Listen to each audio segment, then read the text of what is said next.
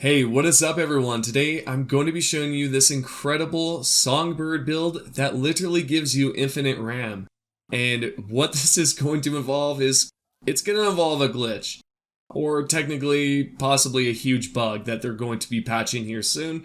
Because this is going to give you a huge, massive RAM regeneration so that you can constantly regenerate RAM even if you're not using the overclock mode. So that's really cool. And you can tell on the right, it's 581% RAM regen. You can even, get this sucker up to like 1000, which is incredible. You'll probably instantly have RAM available. So now, how do you create this build? Well, first and foremost, I have received questions about this outfit right here, and you receive the tactical diving suit within the DLC. And one of the masks, I honestly cannot remember where I found it, but I know that I may have found it within a chest. So that's just something to just take note of there if you're looking for this specific outfit. I just combined the two. I'm not sure. But yeah, anyways, back to the build. So on the left side here, we have the pistol, we have the submachine gun. This pistol, Crime Stopper, is one of the best smart pistols because it actually beats Skippy now. This iconic smart pistol can be found within the DLC, and I'll show you where you can find that towards the end. But this thing right here is great because it has an 85% headshot damage multiplier. And then while you're looking at Skippy here, you can tell next to it, this thing has less stats compared to the Crime Stopper. On top of that, we're also going to be using the submachine gun, and this thing absolutely rocks because it has crit chance, a higher crit chance I should say, and it also has a silencer on it, which is pretty cool. Then if we move on towards the cyberware here, the hacks, okay, to be honest, you can use what you want, but if you're trying to go for an infinite RAM, I recommend this exact loadout here, but feel free to add additional stuff on the side if you want to. Once you're done with that, let's now move on towards the cyberware. We're going to talk about the operating system here. This is a NetWatch NetDriver Mark 1. This thing is pretty cool because you actually have a minus 20% traceability, and on top of that, there's a minus 50% RAM cost for device and vehicle quick hacks if that's something that you're absolutely into. There's also the combat quick hacks uploaded through devices. We gain a 15% damage and also a 20% effect duration.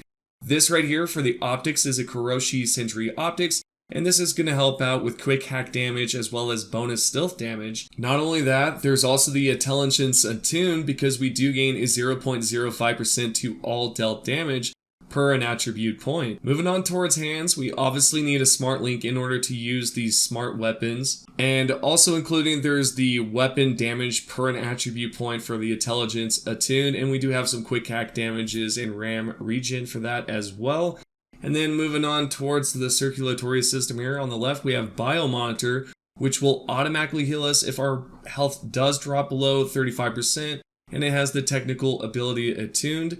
Then for the threat vac, what we have here is 27 movement speed when our health does drop between, I think it's 25, and it also increases more as it drops below. But anyways, we have the isometric stabilizer, and this right here has a minus 19% stamina cost. We're really just going to be benefiting off of the minus stamina. Then over here, obviously for legs, it's just one of those things that it's completely optional. Moving on towards frontal cortex, we have Camellia RAM Manager, which will recover 23 max RAM when our RAM does drop below 20%. And we also gain a +2 max RAM with intelligence attuned. Then for RAM upgrade, we have increased RAM recovery rate by 0.17%. And feel free to upgrade these, by the way. And then for the last one, we have X Disk, which gives us a 6+ max RAM and a 17% upload speed for quick hacks. And obviously another intelligence attuned. Then there's monowire, we have titanium bones. Then moving towards the middle, we have about a few more over here that you can use and change it up. But really, this is going to keep you alive for a good portion of the battle. And that's really what you want when it comes down to it. You want survivability. And all of these are really just going to increase our armor. And also it is body attuned. And when we do get to the characters and we talk about, the skill tree, most of this body stuff is going to go great with it because it is up there. Then for the nervous system, we have this obvious one here. When we do slide and dash, it slows down time.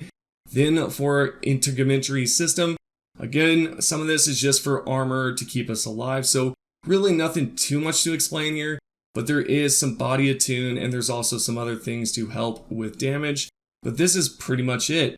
And if we move on towards the next option here, which is going to be character, we can move on towards body. There's nothing really going on here really, but it is up there in terms of stats. We have 10 here, and we're going to go ahead and choose a good portion here. Do not choose those left side options.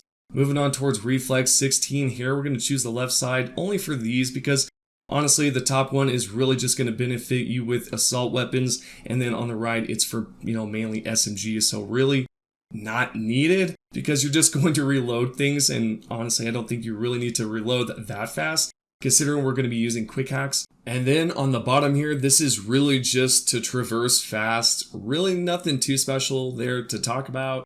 Technical ability, there's some options here. Nothing's really maxed out. I doubt we'll need to use our health items as much or even throw grenades down because we're not going to be using that. Although the middle section here is great just to help out with cyberware. Then moving on towards intelligence, we do have a good portion here covered, and the reason for this is because the left side here is really just to help out with RAM recovery, especially the feedback loop. This is a great thing to have because we're going to exploit the whole regen, and I'll show you how that's done here soon. And as for the rest of the skills here, it's just to help out with damage for RAM regeneration or RAM recovery, quick hack damage, and various things, as well as our good old smart weapon damage. And we're also going to be able to recover some RAM when we do attack some of these fellas with our weapons. And not to mention, overclock plays a good role in this too. And so for the relics, I chose the bottom portion here. Feel free to choose which one, but honestly, I'm sure by this time you guys are maxed out here on the relics. And that's pretty much it for the build. So when we go on towards the glitch here, all we need to do is just really talk about how it's done.